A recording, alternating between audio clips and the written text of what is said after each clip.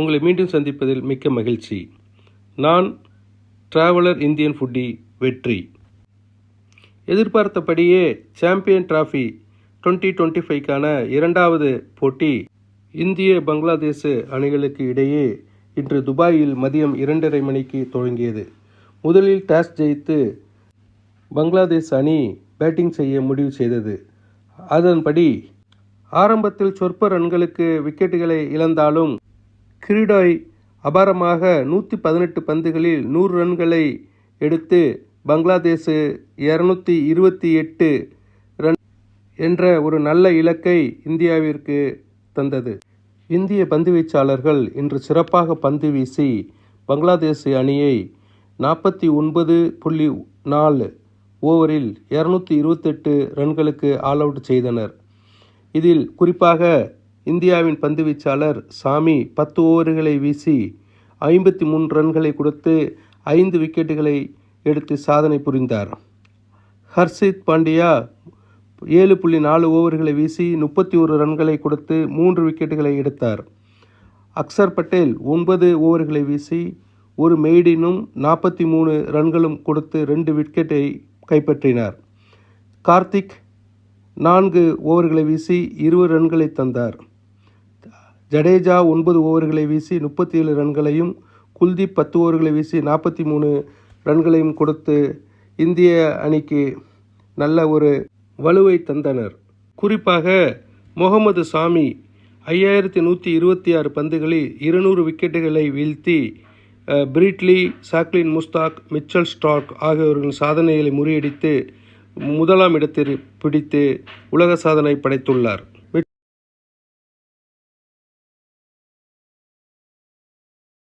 பங்களாதேஷை அடித்து துவம்சம் செய்ய இந்திய சிங்கங்கள் களம் இறங்கிவிட்டன.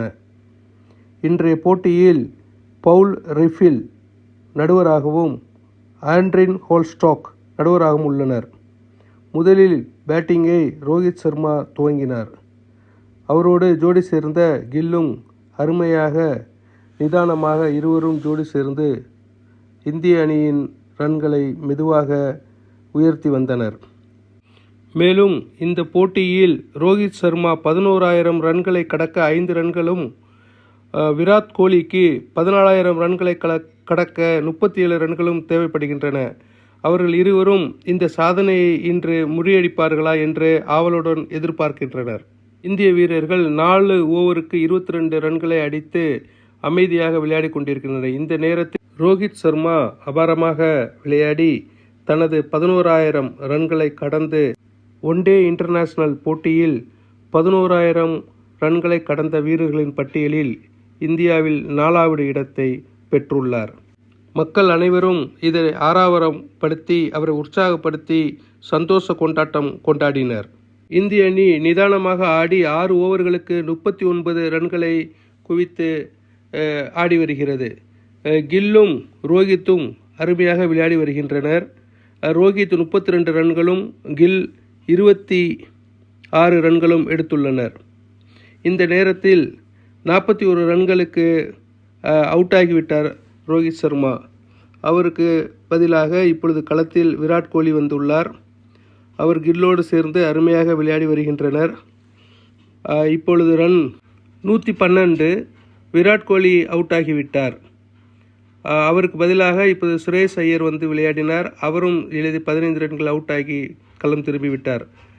பின்பு அக்சர் பட்டேல் களத்தில் நிற்கிறார். கில்லுடன் ஜோடி சேர்ந்து இந்திய அணியின் ஸ்கோரானது 144க்கு 3 விக்கெட் இழந்து இருக்கிறது. இப்பொழுது அக்சர் பட்டேலும் அவுட் ஆகிவிட்டார். இந்தியாவுக்கு மேட்ச் வின் பண்ண 175 ரன்கள் தேவைப்படுகின்றன. அக்சர் பட்டேல் 8 ரன்களுக்கு விக்கெட்டை இழந்து போலியன் திருப்புகிறார். இப்பொழுது ராகுல் களம் இறங்கியுள்ளார். அவர் கில்லோடு சேர்ந்து அமைதியாக நிதானமாக அணியின் ஸ்கோரை மெதுவாக உயர்த்தி செல்கின்றனர். 32 ஓவர் முடிவில் இந்தியா 154க்கு 4 என்ற நிலையில் உள்ளது. மக்கள் அனைவரும் வெற்றி களியாட்டத்தில் சந்தோஷமாக சத்தம் போட்டு கொண்டிருக்கின்றனர். இப்பொழுது 90 பந்துகளில் 68 ரன்களே தேவைப்படுகின்றன. கில் 66 ரன்களுடன் அருமையாக விளையாடி கொண்டிருக்கின்றார். கில்லுக்கு கை கொடுத்து அருமையாக இந்திய அணியை வெற்றி பாதையில் எடுத்துச் சென்று வெற்றியடைந்து விட்டனர். இந்திய அணி 6 விக்கெட் வித்தியாசத்தில் பங்களாதேஷ் அணியை இன்று ஜெயித்துவிட்டது.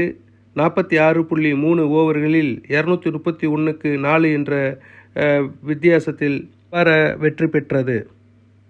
மக்கள் அனைவரும் மகிழ்ச்சியாக சந்தோஷமாக கொண்டாடுகின்றனர்.